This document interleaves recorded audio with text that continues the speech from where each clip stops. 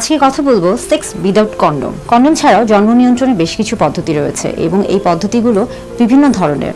আমরা যদি এভাবে বলে থাকি যে জন্ম নিয়ন্ত্রণের ক্ষেত্রে পদ্ধতিগুলোকে প্রধানত দুই ভাগে ভাগ করা হয়েছে। একটি হচ্ছে স্থায়ী পদ্ধতি এবং আরেকটি হচ্ছে অস্থায়ী পদ্ধতি। স্থায়ী পদ্ধতির মধ্যে কিন্তু নারী এবং পুরুষদের ক্ষেত্রে ভিন্ন ভিন্ন রয়েছে। নারীদের ক্ষেত্রে রয়েছে টিউবেক্টমি এবং পুরুষদের ক্ষেত্রে রয়েছে ভেসেক্টমি। অস্থায়ী পদ্ধতিকে আবার কিন্তু দুই ভাগে ভাগ করা যাচ্ছে। একটা হচ্ছে স্বল্পমেয়াদী এবং আরেকটা হচ্ছে দীর্ঘমেয়াদী।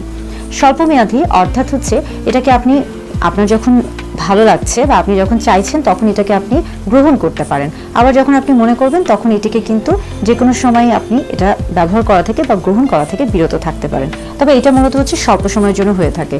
এবং অস্থায়ীর মধ্যেও যেটা আছে যে দীর্ঘমেয়াদী, সেটাও কিন্তু আপনি চাইলে, অর্থাৎ এটাও কিন্তু রিভার্সিবল, আপনি যখন চান আপনি কিন্তু চাইলে সেটাকে আবার পুনরায় কিন্তু ব্যবহার করা থেকে নিজেকে বিরত রাখতে পারেন।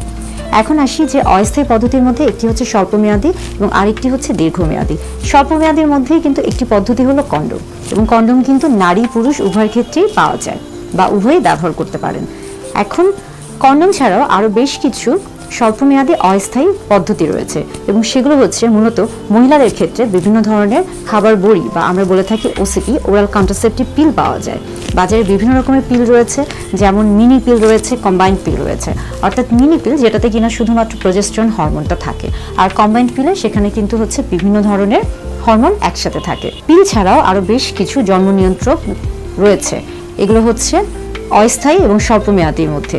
যেমন আপনার রয়েছে ইমপ্ল্যান্ট কিন্তু মহিলারা ব্যবহার করতে পারেন বা গ্রহণ করতে পারেন। এটি মূলত দেখা যাচ্ছে হাতে একটি কাঠির মতো, কাঠির ন্যায় একটা ছোট্ট জিনিস ঢুকানো হয়ে থাকে এবং সেটা কিন্তু আপনাকে প্রায় 3 থেকে 5 বছর পর্যন্ত সুরক্ষা দিতে পারে। তবে আপনি চাইলে যে কোনো সময় এটিকে কিন্তু গ্রহণ করে এটিকে কিন্তু বের করতে পারেন। অর্থাৎ হচ্ছে আপনি যদি চান যে না আমি ইমপ্ল্যান্ট গ্রহণ করব না, বা আমার এটা এখন হচ্ছে সহ্য হচ্ছে না, বা আমার পছন্দ হচ্ছে না, বা ভালো লাগছে না, সেক্ষেত্রে কিন্তু আপনি এটাকে যে কোনো সময় খুলে ফেলতে পারেন। এছাড়া আরও রয়েছে হলো দীর্ঘমেয়াদীর মধ্যে রয়েছে আইইউডি, ইন্ট্রাইউটেরাইন ডিভাইস। এটা কিন্তু দেখা যায় যে আপনার হরমোনাল আইইউডি রয়েছে এবং আরেকটি রয়েছে হচ্ছে কপার টি বা কপার আইইউডি। এক্ষেত্রে এটা মূলত একটা টি শেপের একটা পদার্থ, যেটা কিনা নারীর জরায়ুতে প্রবেশ করানো হয়ে থাকে। এটাকে মূলত ম্যানুয়ালি অর্থাৎ হাত দিয়ে হচ্ছে প্রবেশ করানো হয়ে থাকে। চিকিৎসকরা অর্থাৎ যারা প্রশিক্ষণপ্রাপ্ত রয়েছেন তারা এটিকে প্রবেশ করান। এটার গায়ে বিশেষ করে যেটি হচ্ছে কপারটি, সেটার গায়ে কিন্তু কপারের একটা প্রলেপ থাকে এবং কপারটি বলেন বা আইইউডি বলেন, দুটোর ক্ষেত্রেই কিন্তু এটা স্পার্মের যে মুভমেন্ট অর্থাৎ যোনিপথে স্পার্মকে পৌঁছতে এটা কিন্তু বাধাপ্রাপ্ত করে, অর্থাৎ শুক্রাণু এবং ডিম্বাণুকে নিষিক্ত হতে এটা বাধা দেয়। এবং এর পাশাপাশি দেখা যাচ্ছে যে জরায়ুর যে ওয়াল, আমরা বলে থাকি জরায়ুর যে প্রাচীরটা রয়েছে সেটা কিন্তু কিছুটা মোটা।